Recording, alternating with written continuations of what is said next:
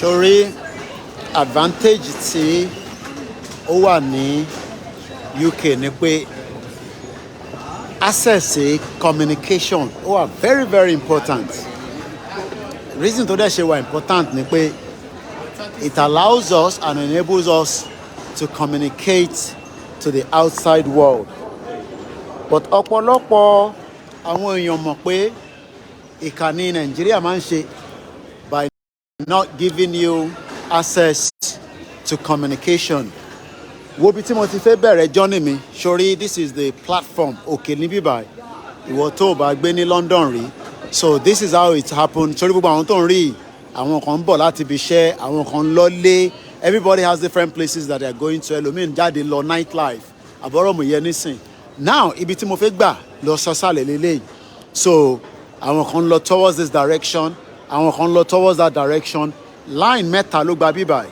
Line kan wọ́n ń pè ní Jubilee line, wọ́n ń pè kan ní Piccadilly line, wọ́n dẹ̀ ń pè kan ní Victoria line. Ṣó wá rí gbogbo àwọn tó ń wò yìí, ó níbi tó lúkálukú ń lọ because wọ́n níṣẹ́ tó ń ṣe.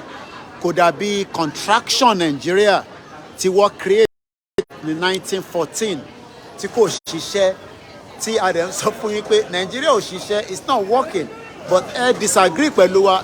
Ojoojúmọ́ ni ẹ̀ ń complain, lẹ́ ń bínú pé a lè jókòó síta cafe break in Nigeria.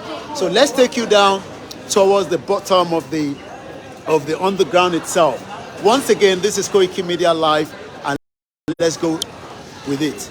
So now, ṣòrántí ibi tá a ti ń lọ, à ń lọ láti òkè yìí, àwa ń lọ towards the bottom. So tá a bá ń sọ fún ẹ pé MTN kò sí network, Globe kò sí network, irọ́ ló ń pa fún yín because wọ́n ò fẹ́ jẹ́ kẹ́ mọ̀ tó ń lọ ní gbogbo àgbáyé. Àbọ̀rọ̀ mo yẹ nísìn ìyà ṣòrántí ibi tá a ti ń bọ̀ látòkè. So à ń lọ deep down nísìn. Ṣòwárí gbogbo train service tó ń wò yìí, àwọn bàbá ńlá wa iṣẹ́ tó fi wọ́n ṣe nìyẹn. Iṣẹ́ kó máa gbẹ́lẹ̀ kó gbẹ́ tunnel. So gbogbo táwa náà tí ń sọ pé development ò tí ì dé sí ọ̀dọ̀ wa. So even if you have not traveled out of Nigeria, at least you have an idea of what we are saying. Internet is one of the key important things. But in Nigeria, Glo ò ṣiṣẹ́, MTN ò ṣiṣẹ́, Airtel ò ṣiṣẹ́. Irọ́ ló ń pa fún yín.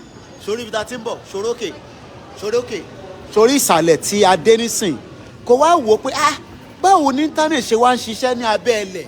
Sórí a ti wà ní abẹ́ ẹlẹ̀ nísìn. Because technology ti débẹ̀ ni, but because lọ́dọ̀ tí yín lọ́hùn, irọ́ ti pọ̀ jù.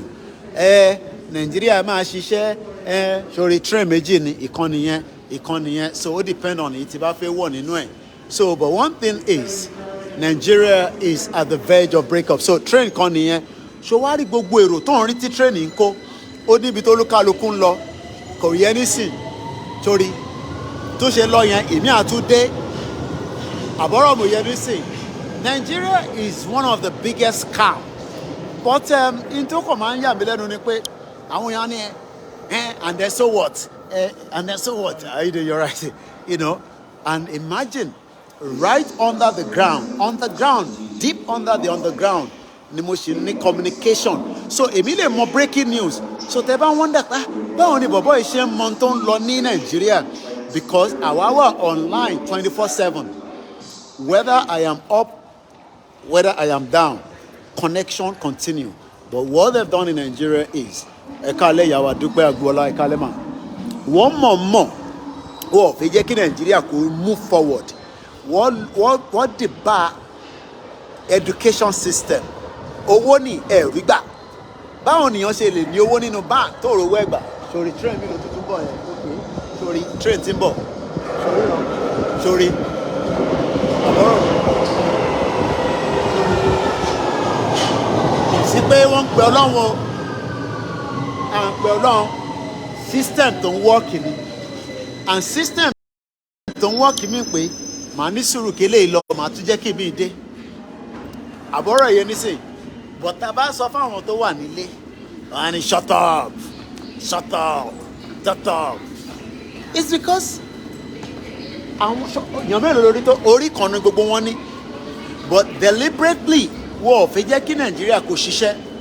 because ìjọ tó yìí náà bá ti ní life by tíná wà tómi wà tó ń jẹ́ wà ó ní politician ẹ ṣe gan ìyá wa Dúpẹ́ Agboola ẹ̀ka lẹ́mà we have to liberate ourselves torí náà ó ti lọ ìbí máa tún dé ó dẹ̀ ní timing torí èrò torí so bí èrò ṣe pọ̀ ní ìlú Ìbàdàn bí èrò ṣe pọ̀ lẹ́kìtì but problem tó wà ń bẹ̀ ni pé development ò dé sí ilẹ̀ Yorùbá a ṣì wà 62 years behind a ṣì ń dúró pé yẹn kọ́ fún wa níná kọ́ fún wa lómi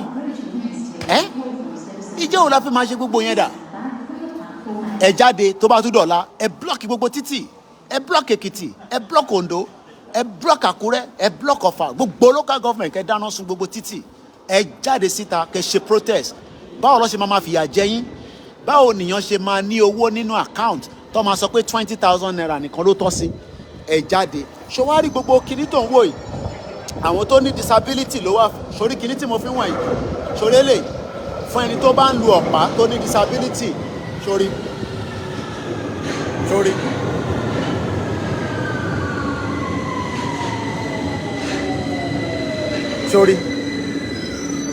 so ìtàṣe ń sọ fún ẹ̀yin tẹ́ wà ń lé nìyẹn pé gbogbo ìgbádùn yìí àfi tí a bá kúrò ní Nàìjíríà because àìtí wà well developed a ṣì wà ní backwards a ṣì wà ní dark age o wá expect pé káwọn òyìnbó yìí wá máa protest fún ẹ ní Nàìjíríà no táwa bá ti kọ́kọ́ gbé ẹsẹ̀ àwọn tó wà nílé náà máa wá support ẹ jáde ẹ block gbogbo títì ẹ rẹ́pọ̀ rà ẹ rówó gbà everything is not working block everywhere àbọ̀rọ̀ mo yẹ ní sìn because the shit whole country yẹn kò lè work and if you are waiting for it to work àbọ̀rọ̀ mo yẹ ní sìn àtúndúró every 3 minutes ni tí bá mi ṣẹlẹ̀ èmi máa dé tí bá mi ṣẹlẹ̀ ó di òru kó tó tán ṣé wàá rí gbogbo àwọn ọmọ fine girls yìí àwọn ọmọ ẹlẹ́fẹ́ máa scan ẹ̀yin tẹ́ wà nílé brain ẹ̀ tẹ́ ẹ kó máa fi ṣe application kó máa fi solve problem sórí náà àní èèyàn ráyé wá ṣòro ajá tó ráyé wá lélẹ̀ sórí yẹn bá àwọn ajá yẹn ṣeré hello doggy hello how are you are they twins. They are brothers and sisters. So what's the name? Ati. Ayla. Hello, Ati. So where are they heading to? Heading back home after a long day. I've been to the Buckingham Palace myself.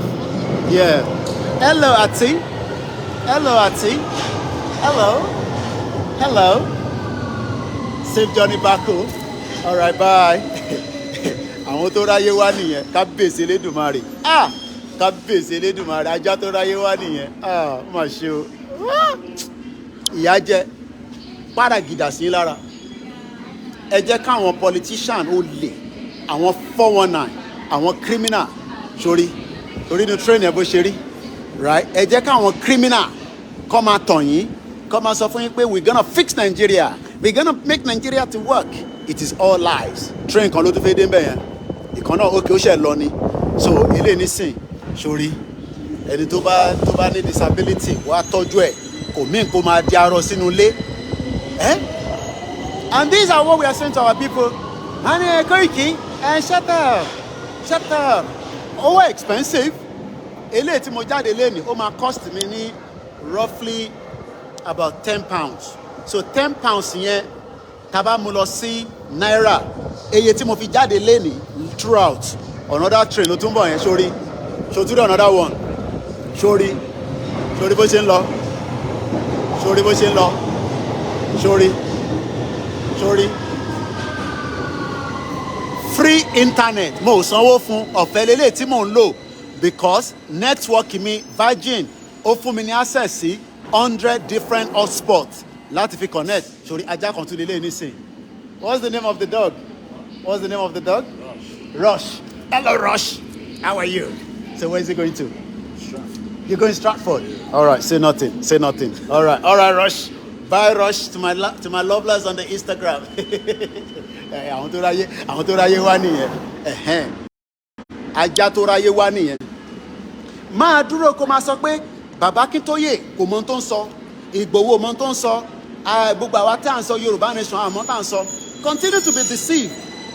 Sori pé train bíi mẹ́rin ló ti lọ, ìwọ máa wọrí, èmi máa délé, ilẹ̀ ò tí ṣú, it's just 6:30, èmi tún máa dé láìpẹ́.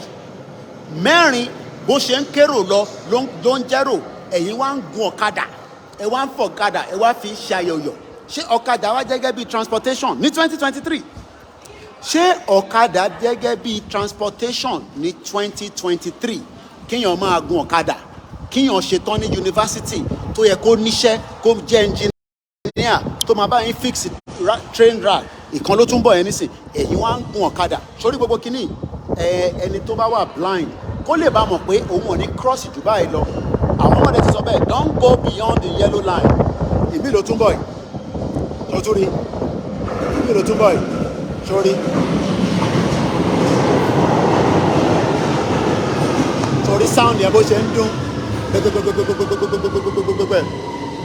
Sórí èrò tó ń bọ́lẹ̀ lójoojúmọ́, bí èrò ṣe pọ̀ ní bíbáyìí bẹ́ẹ̀ náà lèrò ṣe pọ̀. Gbogbo population ní Britain is less than 80 million. Àwọn dẹ̀ ni wọ́n ń jayé tó pọ̀ jù. Useless country ní Nàìjíríà, bẹ́ẹ̀ ni Prince, useless country tí ó ń bà tèèyàn jẹ́, àwa lọ ń bẹ Ọlọ́run.